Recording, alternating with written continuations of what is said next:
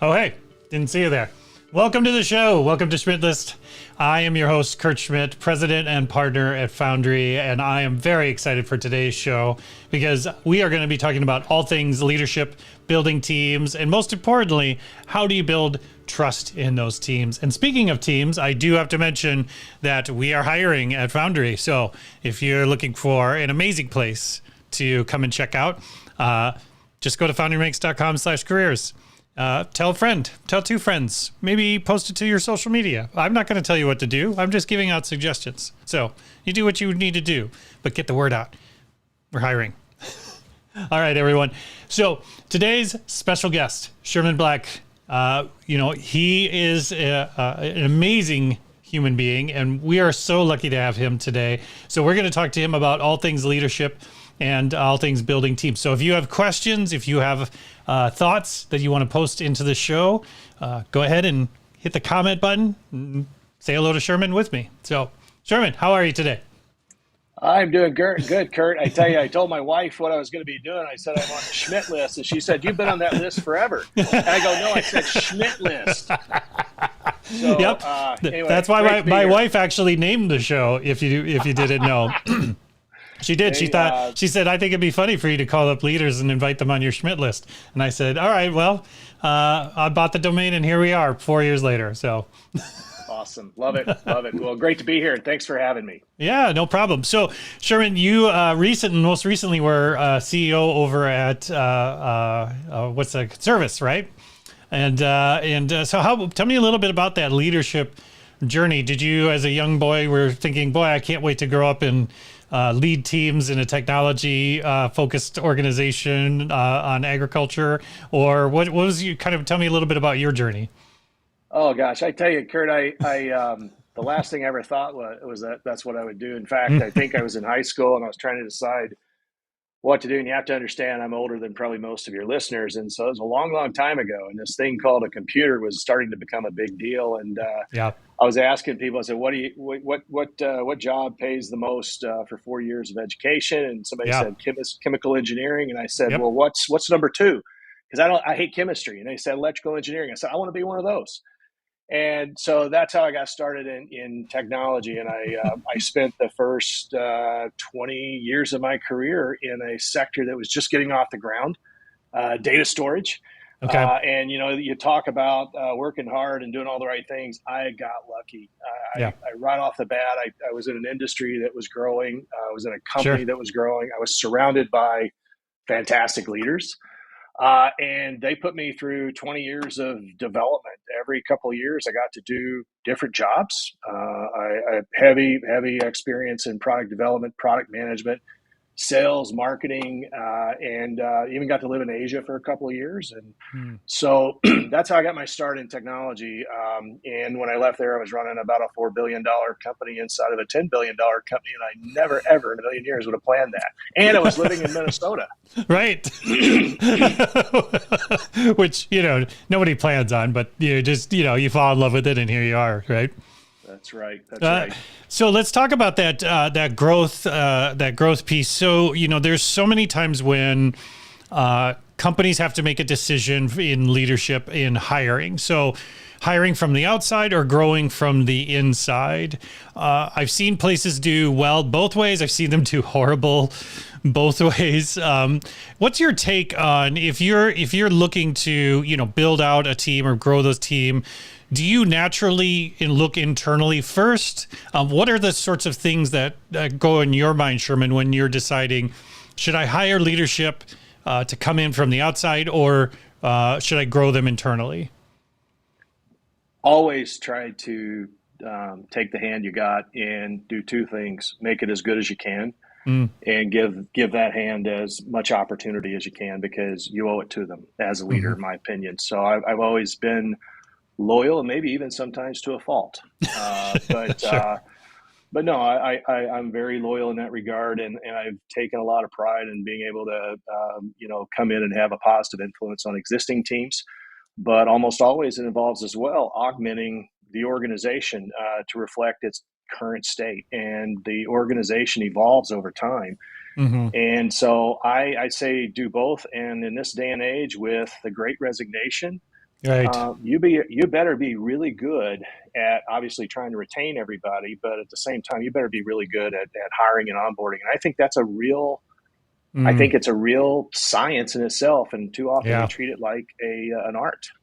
Right. Yeah. It can be what some people treat as a side effect to the real meat of it. But I think it's important that the candidate experience matches the employee experience as closely as possible, because that's going to convince them that they're making the right choice with you, and the negotiations become much easier, become much more enjoyable, Yeah. instead of painful.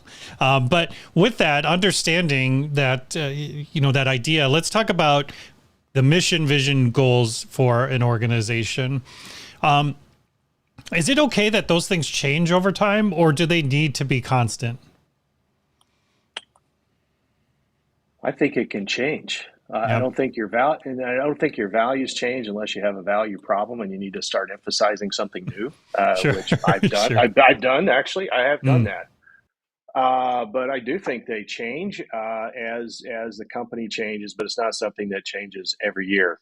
So I've probably done a set of mission, vision, values with teams. Probably done 4 to 5, I'd say, significant at bats on that.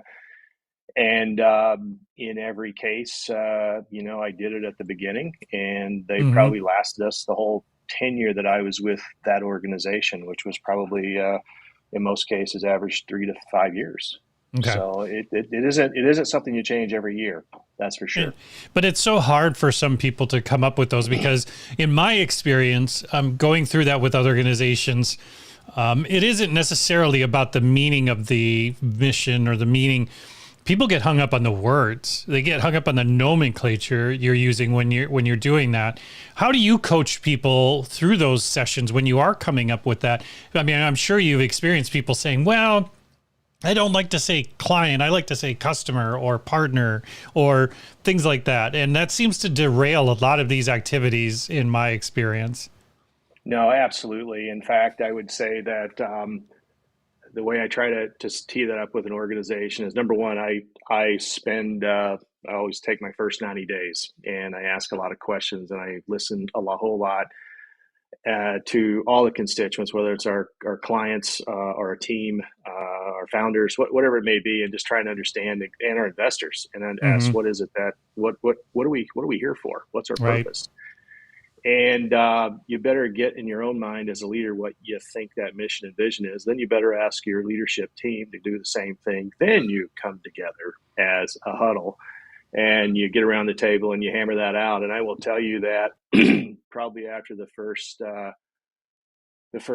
4 hours of kicking that around, you've got a mission vision statement that's a small book as opposed to Right. 2 or 3 lines, which is where it's Right. got to end up and get distilled down to. But you got to go through that process. And I think the other thing that process has always showed me is the importance of goal alignment. We can talk for a whole long time on that, but it just shows how people's got different views of where things are. Right. Well, Um, especially because you're bringing people in from different aspects of the business to be a part of that discussion. So they've got their agendas. And I don't mean that in a negative politics sort of way, but if this group is in charge of this sort of customer experience, this one is HR. They're in charge of the customer experience. So I can see where, you get some disparate ideas if you're doing this in a group setting, right? that's right. Well, and I also can tell you, I spent the first 20 years of my life in a company with tens of thousands of employees and multiple business units, and every other year we'd be functionally organized. The next year we'd be geography organized. The next year you're around the market segment. Right. We changed our mission and vision to reflect what it was, and so it's really important to bring it down. It's okay to have one at the company. You have to have it at the company level. I also think it's really valuable to have it down at the organization level Mm. and be able to Yep. say, this is our mission. I'd say your values are probably going to be the same though for the entire company, because Yeah. values are they're mission and vision is kind of, what we're doing. It's about, giving people a sense of purpose and an identity, but the values are, it's about how we work together. It's what's important to us. And those are, in my opinion, so critical. Even in that hiring process, it's one of the most critical things you have. Mm. We can spend a lot of time on that one too. But Well, and that's why I'm so glad you're here. I'm excited for the free consulting I'm getting today, Sherman. So I appreciate it. The struggle that I've had in those statements is working with leaders who say, "Well, nobody's asked for these, so why are we spending time on this stuff?" What would be your response to that, Sherman? yeah, so I think first and foremost, people want more than a W-2. People want more than a paycheck. Mm. I'm actually kind of glad I'm on the sidelines right now and I'm not having to recruit people. I mean, you started your show saying, "Hey, we're hiring." Well, you and everybody else, Yep, you and that's everyone right. else. There's never been a better time to be looking for a good opportunity. They're abounding, there are boundless numbers of those available. So I think first and foremost, people want to work with a company that's got purpose. And I can tell you, when I worked at a data storage company, we put data storage in everything, and it was fundamental to the whole world. And so it was a lot harder to tell that story than, for example, when I was working at Conservice, which we had such a noble mission and vision. And I grew up on a Mm-hmm. farm, and so it was very personal to me, and it was about how do I help farmers make money, and in the process of making money, I'm making the world a more sustainable place because I'm using less inputs. I'm making less trips up and down the field, compacting the Right. soil. I got a much smaller carbon footprint, all those things. And so I'd say the first and foremost thing is people want a purpose-driven organization to work for, and your mission and your vision needs to state that for you. And Mm-hmm. without that, what are you saying when you start that? Why you want to be here Mm-hmm. discussion? Yeah.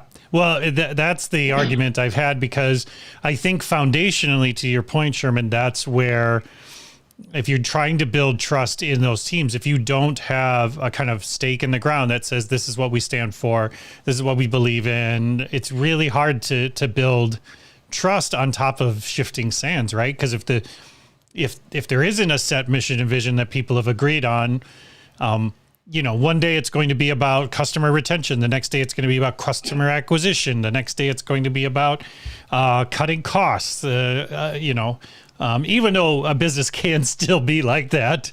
Well, Kurt, sorry to Yeah. interrupt you, but I would Well, please. say that's there's a difference between mission and vision and my key imperatives, my burning imperatives to run the organization. The one of the most fundamental things to having a results oriented culture is you're going to have goals. You're going to have the organization aligned around all those things you just talked about. And you're going to have a lot of clarity about how do I build frictionless organizations that can drive those critical processes that do the things you just described. So you don't want to confuse those two because they're very different Right. and both essential to success. Without it, you'll just have a nonprofit organization that may not exist for another year in another year. Mm-hmm. Yeah, no, I love that perspective, Sherman. So let's talk about those teams and making sure that they are aligned around certain goals. What do you, it's really funny. I've seen a lot of studies around this, but when you're building teams, how do you deal with the squeaky wheel? How do you deal with probably the asshole on the team, to put it mildly?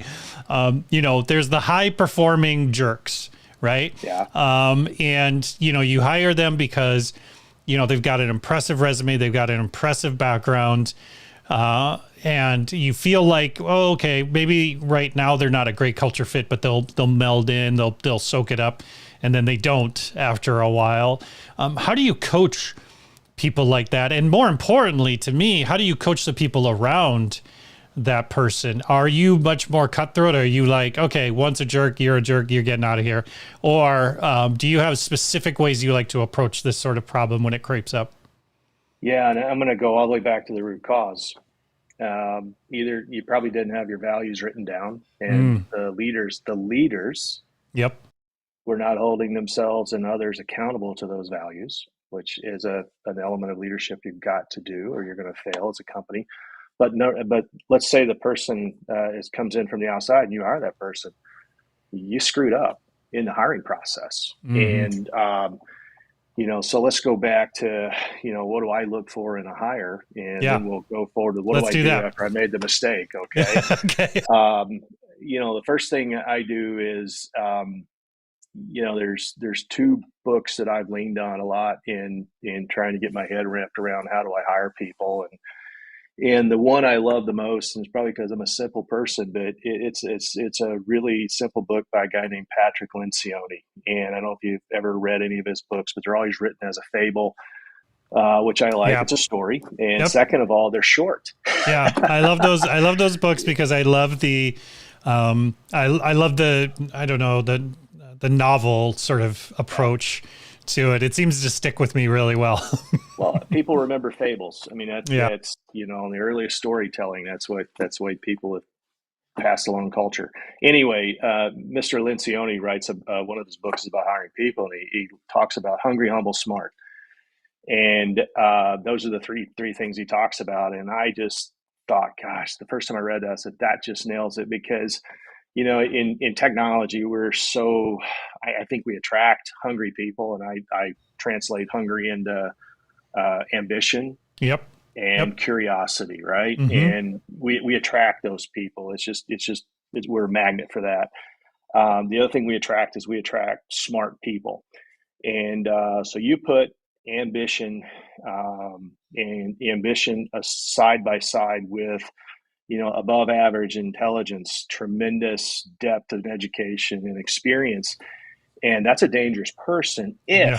if it isn't balanced with humility. Right. and With and great power so comes great responsibility. well, it does, and we can all point to people in politics. We looked at and said, wow, what an ambitious person, what an amazingly smart and educated person, what a what, and no humility whatsoever, and they kill their mother to get ahead. um, you're better off not making that hire than no hire is better than a wrong hire. So anyway, Right. that's the thing. And then I want to go back to something else you said about hiring, and I can't remember where it was in our conversation, but there's another book and I'm not selling books, but I read a lot, and there's another book I like called Top Grading. And I think it's really important right now as everybody is interviewing a lot of people. And you were talking about, I think it was, do I hire from the outside or do I use the team Yeah. I've got? Yeah. And, this guy's name is Bradford Smart. This book's been around over 10 years, I guess. And I know I was using it back probably, I don't know, 15 years ago, probably. But Mr. Smart writes this book, and basically he's saying that interviewing is a science and it's not really an art, and you can make it that way. And he's got a 12-step process to hiring 90th percentile people. And one of the things that really resonates out is make sure you're really clear on what you're hiring for, the Mm, job description, and that's one of the steps. And if you don't have clarity as a hiring leader on that, you're maybe trying to fit. I mean, going back to I take the person I've got and wedge them in it. You could have a square peg that you're trying to shove into a round hole. And if you want to destroy someone, do that to them, right. because you may have a high performer in some part of the organization that's doing great, and they're really a fantastic offensive lineman. But now I want to move them to linebacker. And I'm sorry for the sports analogy, but it's the only way I know how to communicate. But all of a sudden, you move them to a different position, and they're failing, and they quit, and they were stars in their other position. So be really clear on what you know, or what you want to hire. But Hmm. I think long-winded answer to get to your Oh, question. What this do is you do great. once they're on board? Man, I'm a huge believer in frequent feedback. Yeah. Just and it needs to be. You need to have really good tools on how to do this, both formally and informal. I think real time feedback is critical. Yeah. Yep. And that means you're reinforcing the good and you're highlighting concerns. Standard weekly check-ins. I love that. It's an opportunity for you to do a couple of things. One is feedback. Mm-hmm. Two is get aligned on what is it we're really focused on here. And that feedback, by the way, that's a two-way street. When I say feedback, For that's two sure. ways. And I think the other one is relationship development, because when you get into tight circumstances where complicated or not fun situations with people, those relationships are extremely important, as well as just helping you understand what makes that person tick. Yeah. What are their motivators? And what I see happen, to your point, like what makes them tick is it ambition, just pure ambition? Do they actually have a goal? Or is just more to them, like, I don't know where the ladder's going, but I'm going to climb the damn thing. Right. Right. And so I find those people, like you said, I find those people dangerous, as in hiring, because, they don't have goals. You can't actually help them, even though they are smart, curious, ambitious people, but they haven't spent the time foundationally figuring out what they're trying to achieve, what can the company provide them in that way, and have we both agreed upon that? Have we both come to a determination that that is also a goal of ours, that you get that place, and we are both accepting responsibility in getting you there, right? Right. Absolutely. And I will also say, though, it takes a distribution of people to make a good team. Not you got to be careful. You got the right number of quarterbacks. In fact, I'll give you. I'm sorry. I'll give you another. I'll switch to baseball. Yeah. Okay. Did you ever see the movie Moneyball? Oh yeah, I love the movie Moneyball. Right? It's great. Guy comes in, and by the way, how many Minnesota sports teams have we seen where we took all of our money and we put it on one player? Right. And we love to do that. The other folks on the team didn't get anything, and we love to do that, and then we wonder why, when they're really good, they take off. Right. So anyway, I do think you do have to think about the distribution of people you want and all that, and that goes back to really being clear on what it is you want to hire. But answering your question, what do? You better be really good at doing formal performance management, and it's not something that people want to do. It's not something that anyone enjoys. It's one of the worst things we all hate to do, which is performance management, a yearly performance appraisal. In fact, a lot of the leading HR folks will tell you need to do it twice a year, and I'm like, my gosh, I'll do anything just to try to get it done once, because it's a lot of work, and it's something that as leaders we owe it to the team to do a good job of it.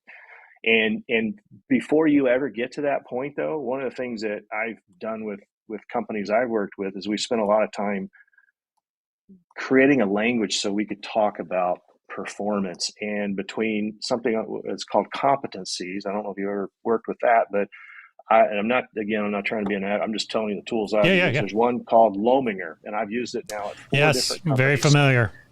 And the way I think of Lominger and the way I try to describe it to people is it describes it's a common language for communicating the desired capabilities and attributes that we want our employees to have. And that gives us a foundation now that we can all talk about. You can kind of start to measure yourself and say, okay, I'm hitting here on this one, I'm down here on this one. And then you marry that up to the thing we talked about early on, which is the values, right? Right. And so one is, what do I know and all of that? And then how am I to work with? Am I breaking that asshole rule? Excuse me. But but again, it's that self-awareness too, as a leader, right? You have to have a little bit of self-awareness. I mean, I've always had this theory, and I'd love to get your opinion on this, your take on this, Sherman, is that bad leadership, in my experience, has been people that haven't made the transition from understanding that their work is no longer as important as their people are important. And so what I mean by that is I've seen many organizations where they take the best developer, and now guess what? You're in charge of the development team. And that person has not made the transition from that their work is how they are defined as successful to now the people and their success is their success. I want to get your take on that. No, it happens. I've made that mistake many times. I've destroyed a few careers of Yeah. people because I've taken great salespeople and I put them in charge. I made them a sales manager, sales Sure. leader. Yeah. The Yeah. same thing on the technical side. And they didn't want to do it. That they really enjoyed. I'll call it being on the field. They Yep. really wanted to do that as opposed to being more of a coach. Yeah. And one of the key things about one of the hardest things to do, by the way, is when you are a high performer in one of these specialized areas like this, we all love getting pats on the back and recognition for being Absolutely. outstanding at something, right? And so you think about, in those jobs, there's probably a whole lot more pats on the back that you get in that as opposed to being the person that's calling the plays, being the person making sure resources are in place. Right. And so you miss that. You miss a lot of that gratification because now you've got to get your gratification out of watching others grow, others Yes. win, That's as exactly opposed what to I'm you're on getting the at. field Yeah. doing the high fives with the rest of your teammates. And so it is a different role, and I think you got to be highly cognizant of that. I also, though, will say I've seen some. I'm a firm believer you can develop leaders. For sure. For sure. And so a lot of people, I hear the people say, well, leadership is something, it's a natural skill, you're born with it. Absolutely. There's all sorts of things that I think that you either get in your hand or you don't. And there's a lot of natural skills that people are blessed with, but I am a firm believer, and I've seen it happen many times in my career, where you can take an average leader and help them grow into a good leader. You can take an above average leader and help them grow into a great leader. Mm-hmm. And I got an experience I want to share with you because it was so foundational in my career. And this was at Seagate, and we had just we'd taken the company private. Okay. And in the process of doing that, it cashed out a lot of the very top management. So all of a sudden you look up and it's guys like me at my age. At that time, I was a younger guy, a lot younger. And all of a sudden I've got a really, really big job. Me and several of my peers had really, really big jobs, and we needed to grow into them very rapidly. And there were also some cultural changes that we wanted to drive.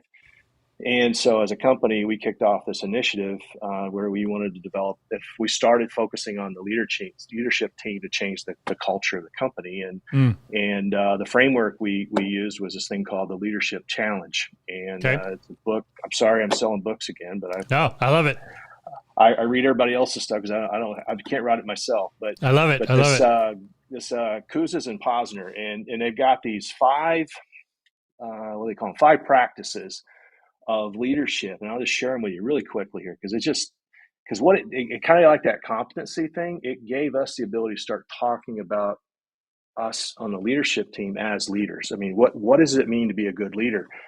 And the first one was, it's inspire a shared vision, and there's a lot packed into those 4 words, right? I mean, it starts with vision. So as a leader, I got to know what's the destination, where are we trying to go, and then I've got to I got to pick the right path and the right underlying business strategy, and then the second thing I got to do is I got to get everybody excited about it and follow me. Let's go. And so that inspiration thing comes out, and so all of a sudden, if you're not a person that can inspire a shared vision, you got to go work on some stuff. Second thing you got to do is model the way. These are their words, model the way. And to me, I interpret that as walk the talk, do what you say you're going to do, under promise, over deliver, all that stuff. Right. And the other thing, and we've all seen it play out, seems like it plays out more and more frequently these days in politics, but character matters. And every time we look up, there's some leader that has done atrocious things in their personal lives. Sure. And Yep. And it really impacts your ability to be a professional because it bleeds over. Character matters, and people see that.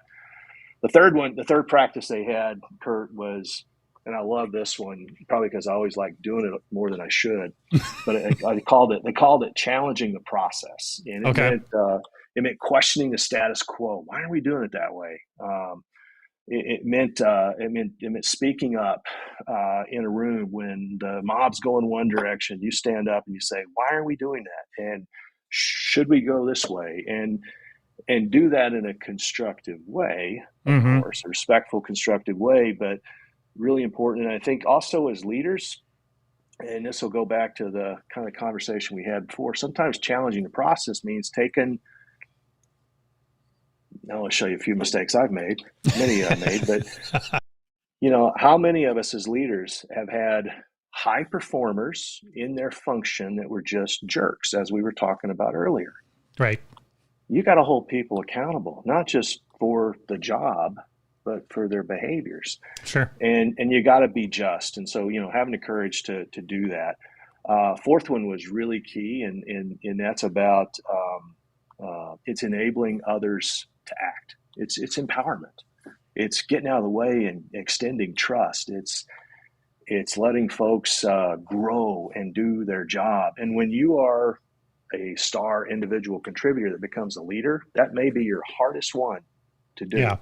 Yep. You can do it better, and you probably can do it better. You can probably do it faster. Then you could even show them how to do it. But if you can either give them a fish or you can teach them to fish. Right. And Right. you got to let people grow. And if people aren't growing, guess what? They go somewhere else. Right. You want to retain people, help them grow their marketability. Then the last thing on the leadership challenge that we had was about encouraging the heart. And I will tell you that Seagate was I can say this because it was 20 years ago, a long time ago at least.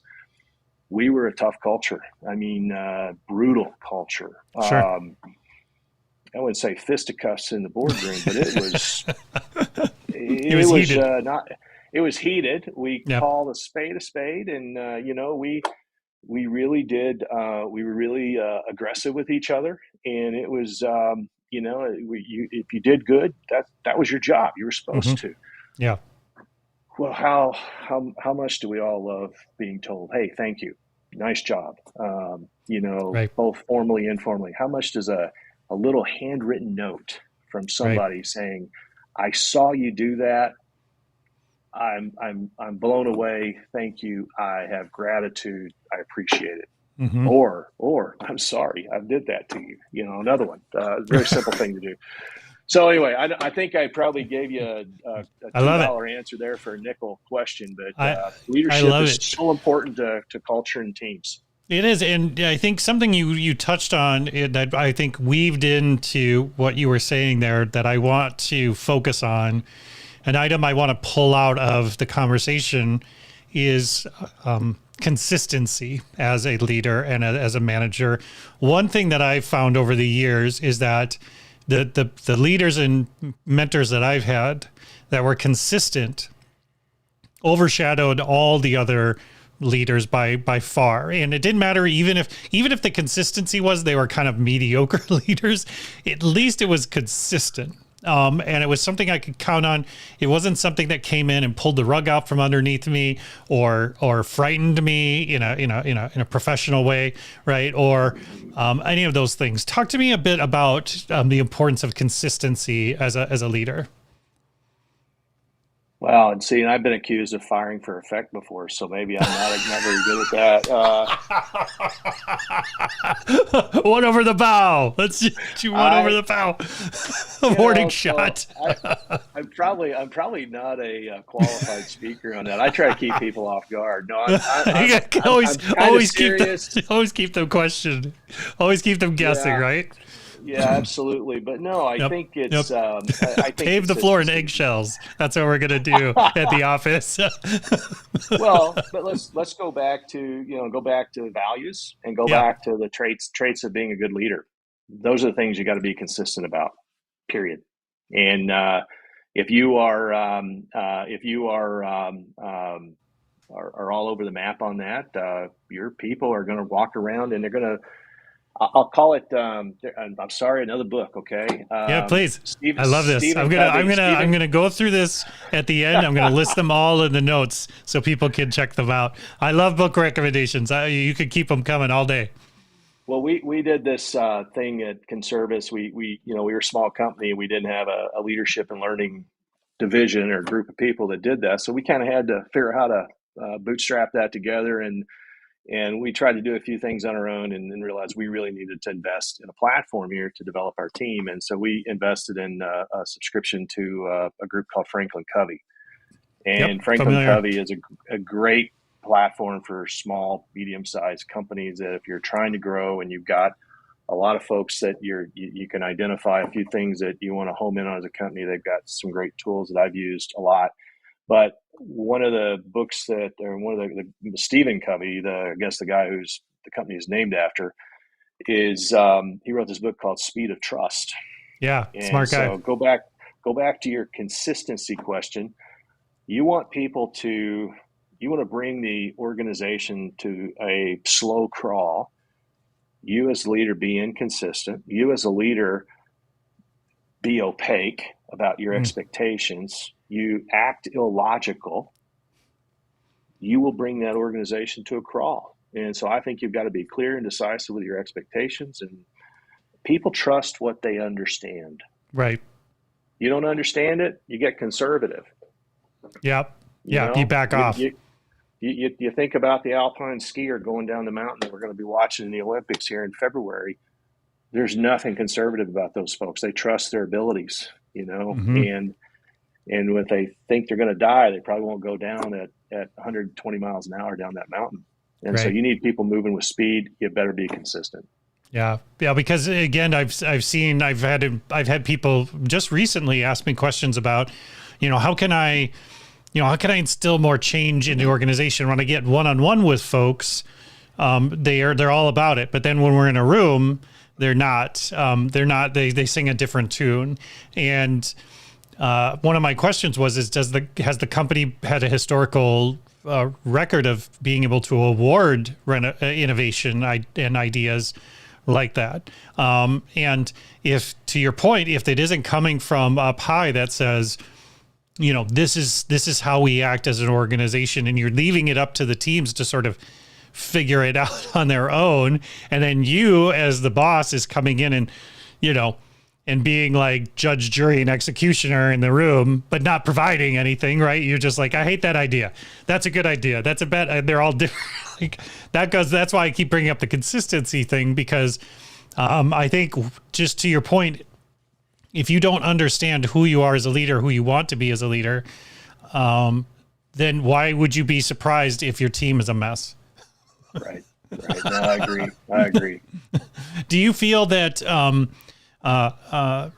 with the Great Resignation and the things that are happening now, do you still feel it is people quitting more of their bosses than, how they historically say, right? You quit your boss, not your company.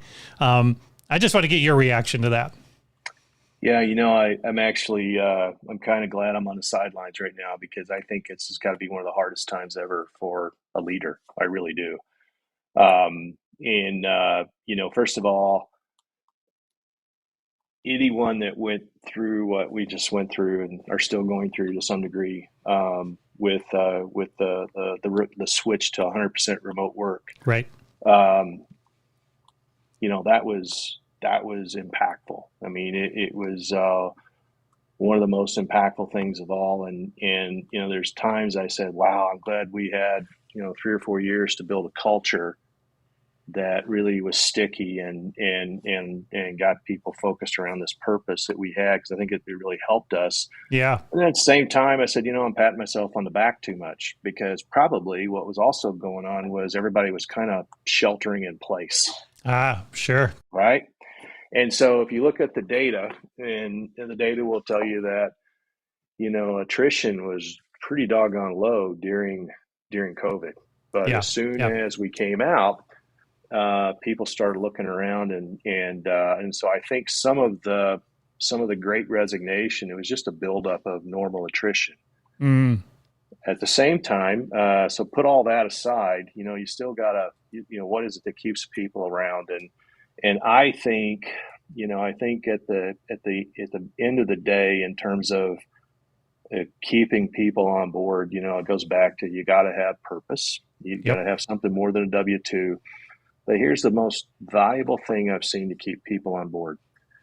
It's about growth, personal, professional growth. And so, If you can give someone an assignment that stretches them, and you give them coaching along the way, and they can look up at the end of that year and say, I'm way more marketable in the commercial world today than I was a year ago.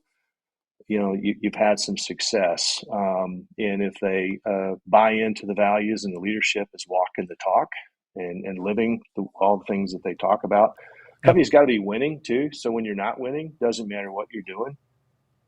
It doesn't matter. If you're losing, you're going to lose people. It's just hard. And I've been in that. I've played games where you can't win no matter what you do. You had the wrong strategy.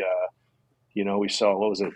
Carlson Travel declared bankruptcy today.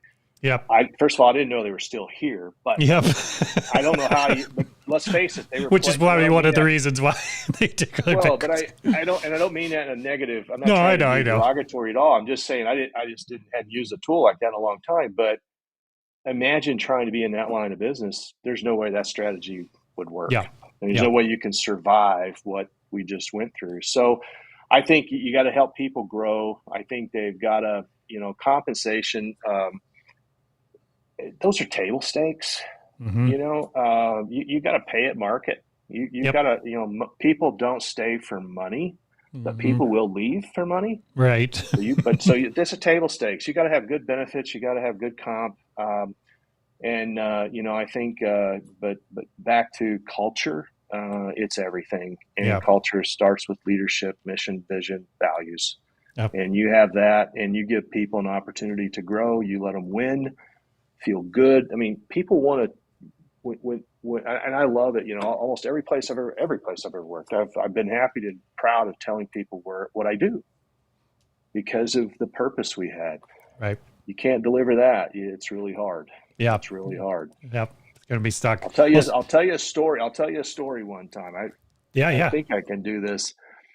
So I was running a division in this company, and I worked for the CEO, and the CEO said, he said in an interview, says, we help people watch porn. And I about lost it because it was my business unit. And I said, yeah, these data storage devices are used to fuel up a cloud so that people can do that. But we also are at the foundation of every bit of research, every bit of running an airline, running a government, every medical image.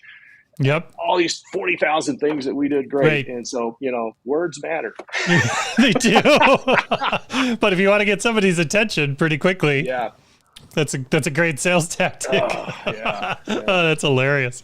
Well, Sherman, I want to thank you. I could talk to you all day, and I got to have you back on the show as the year goes on, because I'm excited for next year and to see what it brings, because I want to see where we go as when we start to come back together, but we float apart. I don't know. It's going to be fantastic, and I'd love to get your take on it as we go along. So thank you so much for taking the time out of your day today. I really appreciate it.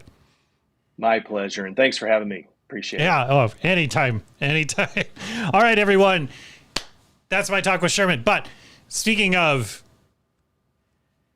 jobs and things, well, you should definitely be checking out foundrymakes.com/careers, because, it's an amazing place to work. We have all the things Sherman talked about. We have mission, we have vision, we have values, and we even have a snack cart. That's right. Mm-hmm. Yeah. Does your place have a snack cart? No, I don't think it does.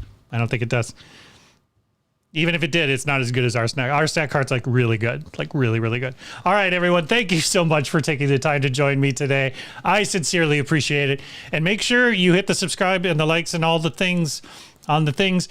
Stick around, because Monday we've got an amazing show where we're going to be talking about mental health awareness and how to make sure that people are safe during the holidays. And I'm truly excited to talk to my guests on that show. So make sure you're following along so you can know when we go live, and that'll be Monday, I think, at 2 p.m. Central. So yeah, thank you for the time today. Appreciate it.